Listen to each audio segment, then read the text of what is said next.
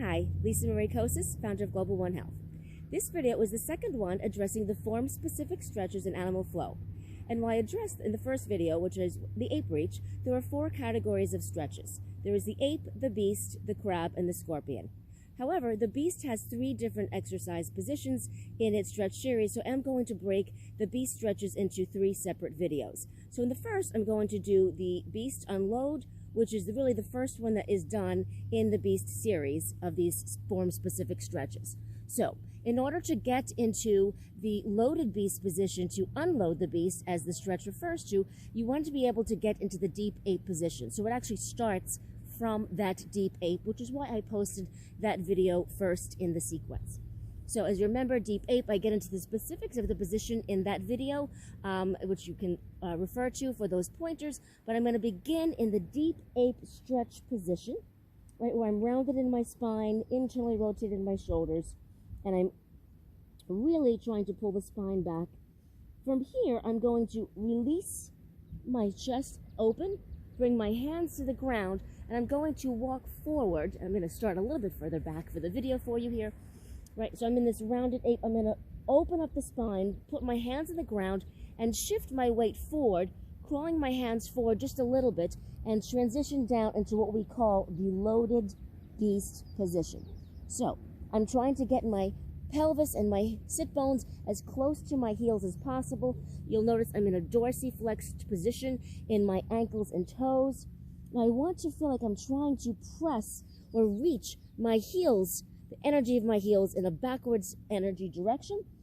And my fingertips, while the arms are extended straight, again, I'm in that corkscrewed, externally rotated position in my shoulder joints. My hands are pushing into the ground, pushing me back. So if you notice my spine round more, it's because I'm actively pressing my hands into the ground and pushing me back. So the energy of my body is reaching very, very directly in a backward energy reach. So my fingertips are reaching forward, my heels are reaching back, and I'm using my hands to push me back in you'll see my spine curve even a little bit more as I really try to fold very deeply. Now, if you cannot see, my knees are approximately an inch, no more, off the ground. So I'm not going to be up in this high position unless I do not have the mobility in my hip joints to get into this very deep folded position. This is the ideal position. It's almost like a child's pose, but I want to be very deeply bent, extreme, almost at your end range of maximum hip flexion, knee flexion, and dorsiflexion in the ankles. Spine is flexed and rounded. My knees are up, but my heels are reaching back, and my hands are pushing me backwards. So again, I'll go in slow motion. I'm going to begin to shift my weight forward.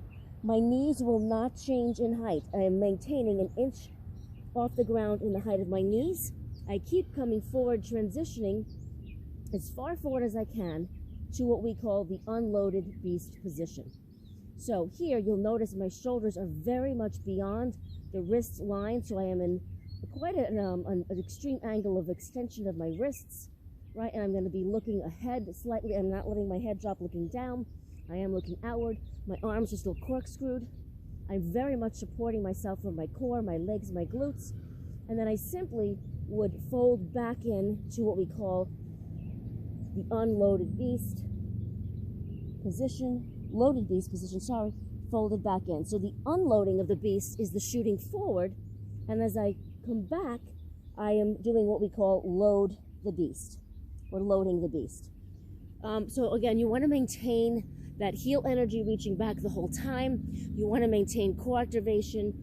You also want to be very much thinking about the transition of weight, right? So when you start in the loaded beast, most of your energy and most of your body weight is in your legs and hips, your lower extremities. There is some weight in your hands, but most of your weight bearing is occurring to the lower extremities. As you shift forward, you're transitioning your weight completely into the upper extremities. So there's a lot more load here. Now, what you want to be thinking about is in the forward direction of the movement. If you think about engaging your lats, and in your mind, you're thinking about pulling your arms back into you, that'll give you much more activation, as I mentioned, of those lats. So in the forward transition, you want to be thinking about pulling your body, your rib cage, your trunk into your arms to really get that lat activation. Remember, the lats are one of the most powerful muscles in your back, so you want very much to be having those working to your advantage and to engage those muscles. So as I move forward, I'm thinking about pulling my arms into me, right? I'm pulling my arms into my ribs to get my lats to engage. On the way back, I'm thinking about pushing myself back from my arms, and that's going to engage my serratus, right? So I pull into my body with my arms to shoot forward, and I push myself back from the upper extremities to get into the back position, which is the loaded beast.